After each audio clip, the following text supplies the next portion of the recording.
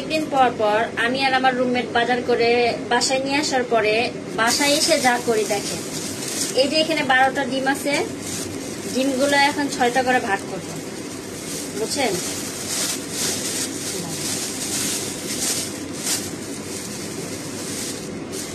তিনটা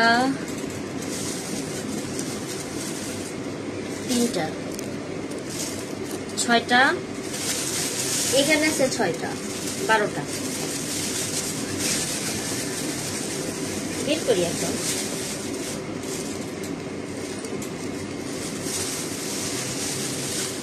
একটা ভাগাভাগি কিন্তু শেষ হলো।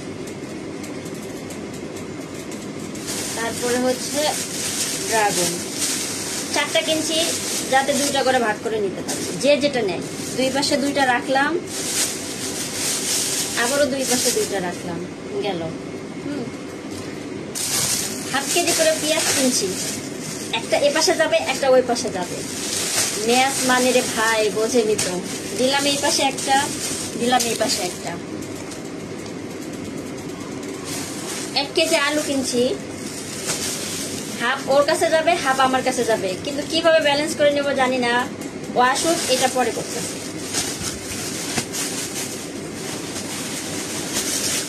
এইটা দুজনে মিলে একসাথে রান্না করে খেলেই হবে, এটা ভাগাভাগি করার দরকার নাই। রাখলাম এক সাইডে। এই দেখেন, এটাকে কি বলে, যাই হোক, ঝিঙ্গা নাকি চিচিঙ্গা, যাই হোক কোনটা বা জানি না, 2টা দুই পাশে রাখলাম।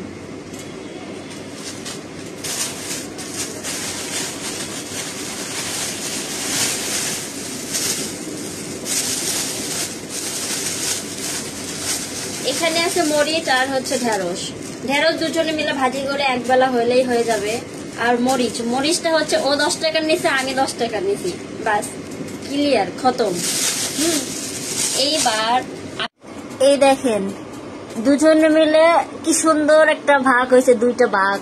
হ্যাঁ, মেসে যারা থাকে কেউ এমন ভাগ ভাগ করে খায় কিনা জানি না।